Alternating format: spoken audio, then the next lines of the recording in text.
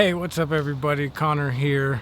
Right behind me I have a 65 Airstream trade wind, 24 foot, and I am remodeling it right now because it was full of mice. And anyone who's lived in a trailer knows that mice can be a big issue, and so I'm trying to nip that from the beginning. So I got this thing from a good friend of mine who's recently passed away, and he had retired to Mexico and left this thing just kind of sitting, and it was getting taken over by the elements. So I decided to buy it from him, and he graciously accepted, and so here we are. I wasn't totally planning to remodel it quite to the extent that I'm going to. But once I got in there and realized how much mice damage was in there, I knew that it was time for a ground up restore. So that's what we're doing. I've done some work to it already, as you can see, as you'll see in the pictures. But for now, let's give you a little tour.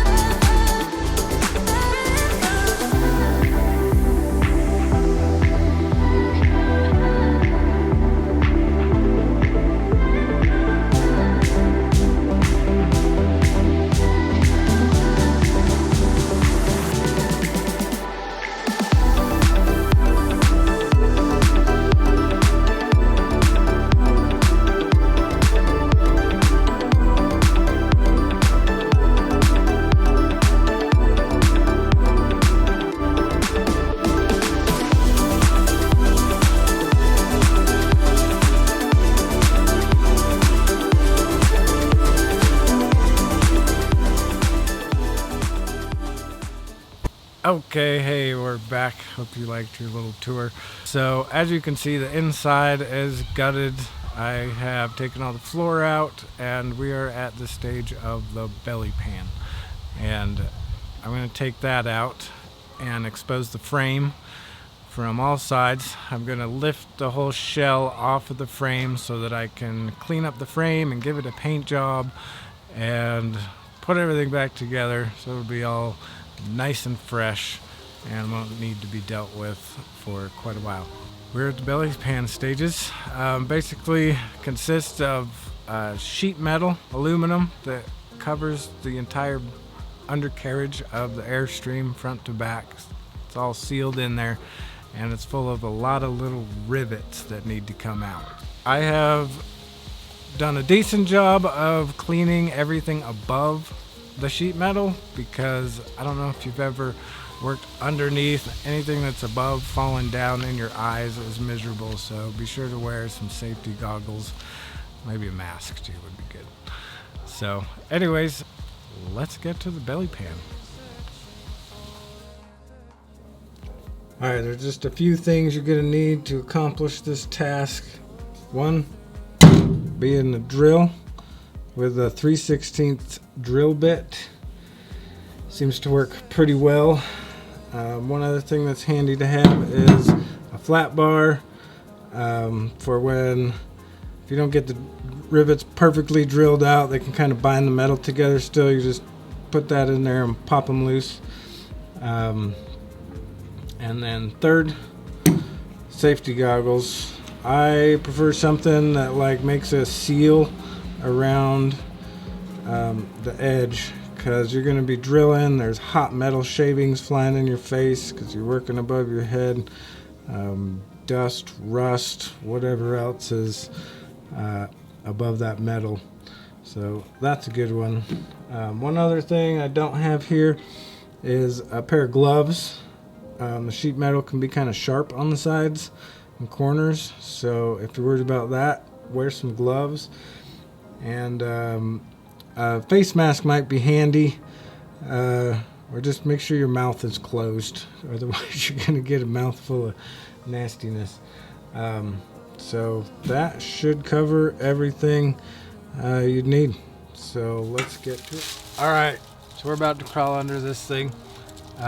Like I said, get yourself some goggles, get your tools handy. Also, make sure that the trailer is jacked up and safe and stable to be under. If you need to jack it up, just make sure that you got those mounted in a very safe place, so you don't want a trailer to land on your face. So here we go. We're gonna crawl under here and get going. Okay, so here we are up under here. Hopefully you can see it in the camera. There's these little round, they kind of look like screws, but they have a hole in the center. These are pop rivets. So basically you just have to take your drill bit and stick them in there.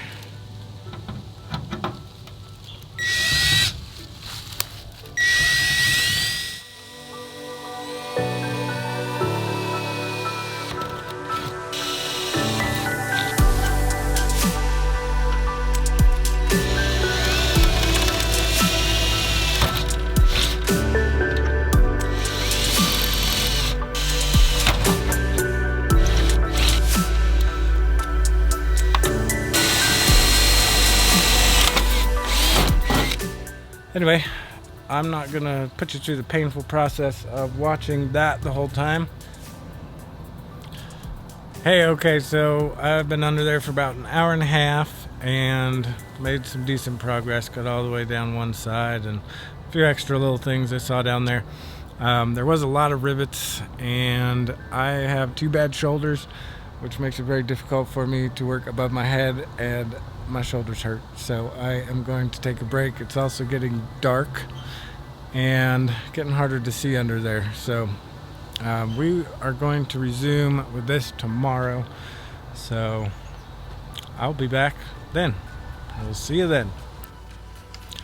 Alright, so we got her all done. She's all loosened up and ready to be pulled out. I'm probably going to do that tomorrow. It's kind of getting late and it's going to take a little bit of elbow grease to do. But I think it turned out pretty good. We can finally see ground. Let's give you a look. Look, we can see daylight now. We just got to pull it up over the axles and yeah, pull those sheets out. And next step is to loosen the whole shell and lift that up so that we can access the frame and get that all cleaned up. So yeah, that's good. There's Gaia. Hey, Gaia. What? What you doing? Collecting sticks for the campfire for when we move into the Airstream. Yeah. Do you like the Airstream? Yeah, I do.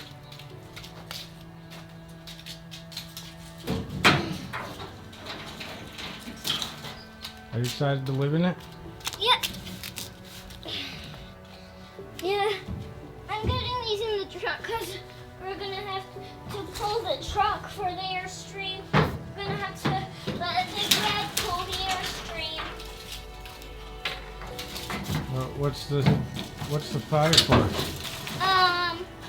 Well, I just need a lot of sticks, and I need to find lots of twigs. Is it for your birthday? Yeah, I'm getting these sticks for the campfire because we're going to go camping for my birthday. and we definitely need a fire. Make sure there's signs that say you can have a fire, because we don't notice. We're gonna be on nature something right now, any cities. All right, well, you heard it from Guy. We got a thumbs up. She stepped on the Airstream. So, all right, well, we will catch you on the next one. Thanks for watching.